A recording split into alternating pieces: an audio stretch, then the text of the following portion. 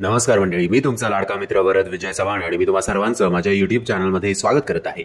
म्हणजे शाहिद कपूर आणि कृती सेनॉन आपल्या समोर घेऊन आलेले आहेत एक नवी कोरी काहीतरी आगळी वेगळी अशी प्रेम कहाणी ज्याचं नाव आहे तेरी बातों में ऐसा उलझा जिया. एवढं मोठं टायटल असलेला हा सिनेमा आहे. म्हणजे समजा या पिक्चरसाठी तुम्ही तिकीट विंडोवर तिकीट काढण्यासाठी गेलात आणि हे नाव अख्खं बोलेपर्यंत तो सिनेमा कदाचित संपून पण जाईल. म्हणूनच सांगते की ऑनलाईन बुक करा, म्हणजे या सगळ्या काही गोळ होणार नाही. तर स्टोरी आहे आर्यन म्हणजेच शाहिद कपूरची आणि सिफ्रा म्हणजेच कृती सेनॉनची, जे US मध्ये असतात. US मध्येच त्यांच्यात प्रेम होतं. प्रेमाचं रूपांतर लग्नात होणार का? आता ही जी प्रेम कहाणी आहे ही इम्पॉसिबल का आहे? आता आर्यन का कन्व्हिन्स्ड आहे की या प्रेम कहाणीला कुठल्याही प्रकारचा हॅपी एंडिंग नाहीये?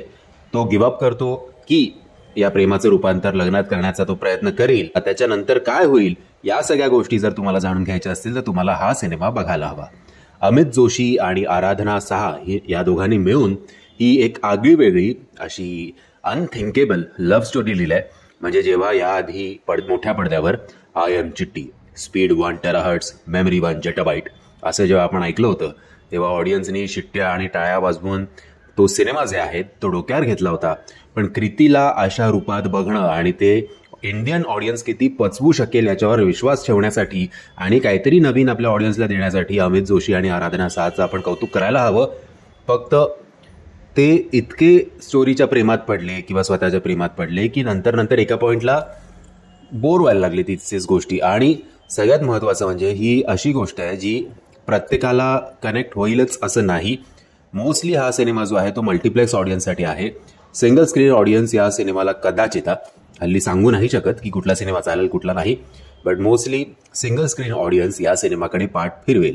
जे फॅमिली बरोबरचे सिक्वेन्सेस आहेत ते तुम्हाला हसवतील नो डाऊट, बट लोटपोट व्हाल किंवा प्रत्येक कॅरेक्टर फॅमिलीमधलं तुमच्या लक्षात राहील. जेव्हा कृती सेनॉन या फॅमिली बरोबर शाहिद कपूरच्या इंट्रोड्यूस तिला केलं जातं, ट्रेलरमध्ये जेवढे तुम्हाला सिक्वेन्सेस दिसत आहेत त्याच्यापेक्षा कदाचित 3-4 सिक्वेन्सेस जास्त असतील हसण्याचे, पण बाकी ओव्हरऑल असं काही नाहीये. आणि मग काही आता ठीक आहे आपण सिनेमा म्हणून काही लिबर्टी दिली की बाबा कृती सेनॉन जी आहे ती आपल्यासारखी मनुष्य नाही आहे, तर मग शाहिद आणि कृतीचं केस असेल किंवा थोडे इंटिमेट सीन असतील ते कसं काय, म्हणजे आपण एक सिनेमा म्हणून लिबर्टी दिली तरी पटत नाहीत किंवा थोडं नंतर खूप साऱ्या प्रश्नांची उत्तर आपल्याला मिळत नाहीत आणि त्याच्यामुळे ऑडियन्स जो आहे तो थोडा डिटॅच होतो या सिनेमापासून.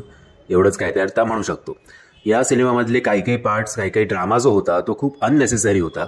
म्हणजे जेव्हा आर्यनच्या आजोबाला हॉस्पिटलमध्ये नेलं जातं तेव्हा काय प्रकार घडतात या सगळ्या गोष्टींची गरज नव्हती. याच्यामुळे असं वाटतं की सिनेमा जो आहे तो ताणला गेलेला आहे. सिनेमाचा सगळ्यात प्लस पॉईंट म्हणजे शाहिद कपूरनी आर्यन अग्निहोत्रीची भूमिका केली आहे. तो जेवढा चांगला दिसतोय तेवढ्यात त्याच्या अभिनयात ईज आहे. तो डान्स तर सुपर्ब करतोय.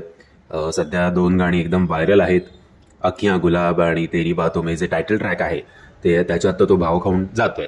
कृती सेनॉन सुद्धा सिफ्रा म्हणून चांगलं केलंय. तिने तिचं कॅरेक्टर जरा अनयुज्युअल होतं आणि ज्याला खूप अंडरस्टँडिंगची गरज होती. ती दिसले सुद्धा सुंदर आणि काम तर तिने तिच्या प्रकारे चांगलंच केलंय.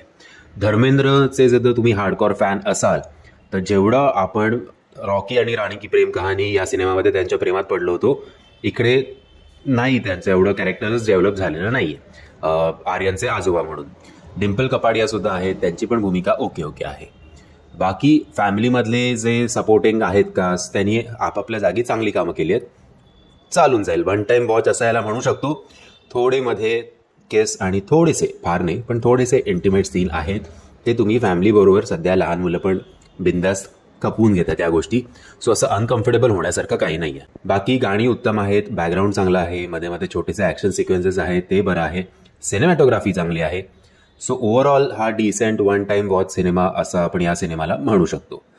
बाय द वे या सिनेमाचं असं मला काही फार बॉक्स ऑफिस रन वाटत नाही आहे. या सिनेमाला जर कोण हातभार देऊ शकलं तर तो फक्त आणि फक्त मल्टिप्लेक्सचा ऑडियन्स, बाकी कोणीही नाही.